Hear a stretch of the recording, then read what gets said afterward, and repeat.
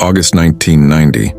The world watches as the armies of Iraqi dictator Saddam Hussein sweep into the tiny, oil-rich nation of Kuwait.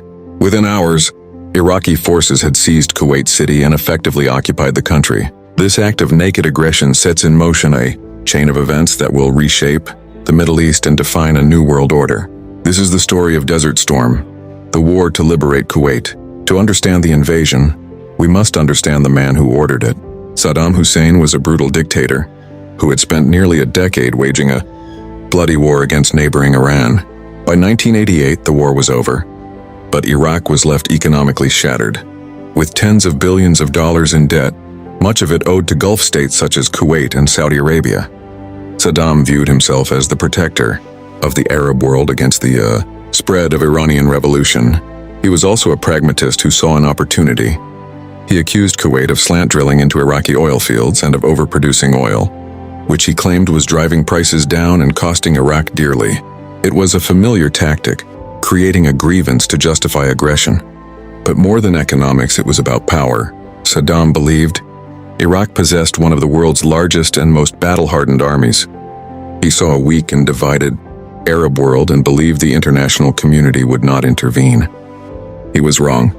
On August 2, 1990 at 2 a.m., Iraqi forces crossed the border into Kuwait. The assault was swift and brutal. Within 4 hours, Iraqi troops were in Kuwait City, seizing the emir's palace and establishing control. In a matter of days, Saddam Hussein declared Kuwait to be the 19th province of Iraq. Looting, violence, and widespread human rights abuses were reported.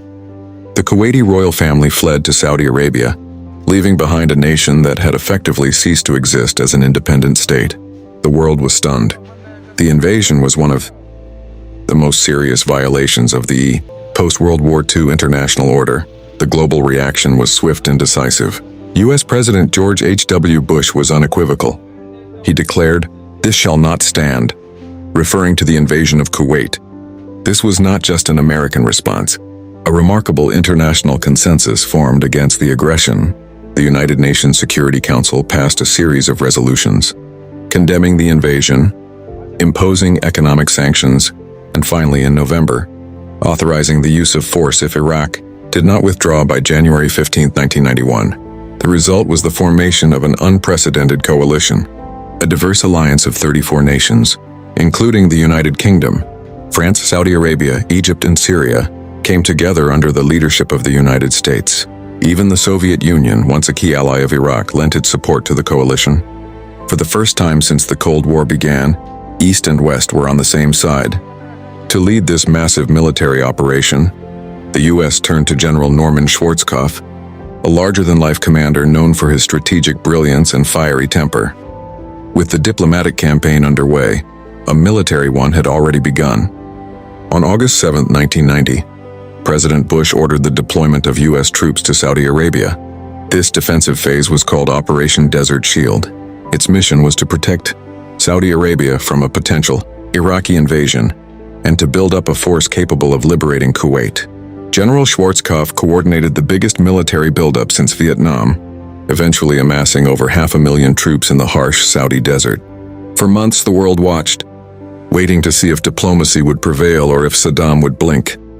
The Iraqi dictator, however, only dug in, fortifying his position in Kuwait and threatening the mother of all battles. The deadline came and went. On January 17, 1991, at 2:38 a.m. local time, Operation Desert Storm began. The largest air campaign since World War II was unleashed.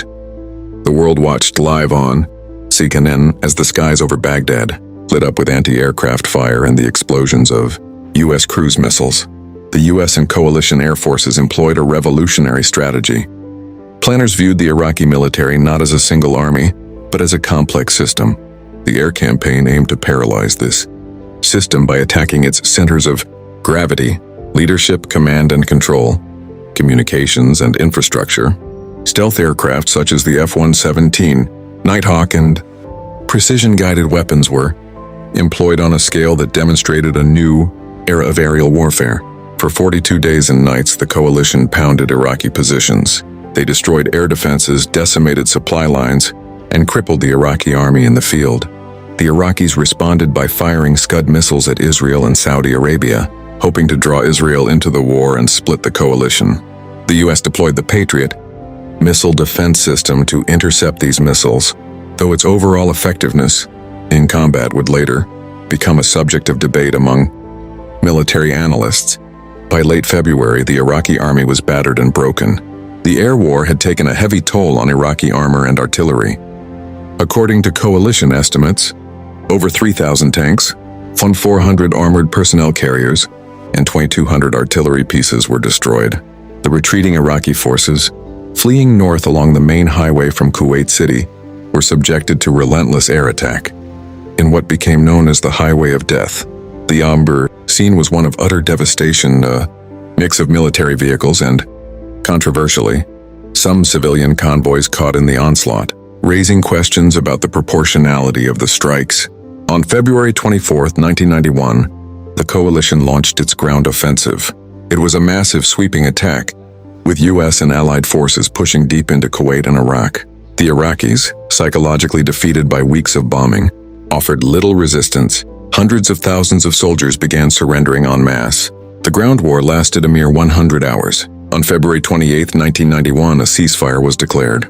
Kuwait was liberated. Saddam Hussein was still in power, but his army was shattered. The coalition had achieved its objective. In the immediate aftermath, what Saddam called uprisings broke out across Iraq, particularly in the south and the Kurdish north. The war-weary Shiite population and the Kurds, seeing the dictator on the ropes, rose up against him. The coalition, however, had no mandate for regime change. Without support, these uprisings were brutally crushed by the remnants of Saddam's elite, Republican Guard. In a crucial decision, US forces withdrew, allowing Saddam to use his remaining military might, including helicopters, to suppress the uprisings. The war was over, but the long-term consequences of leaving Saddam in power would echo for decades to come. Operation Desert Storm was a resounding military success.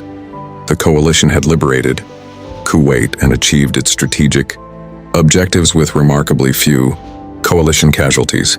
According to official U.S. Department of Defense figures, 548 U.S. service members died during the conflict, of which 96 were classified as killed in action. The remainder died from non-hostile causes. The war showcased the might of the U.S. military and its new technological edge.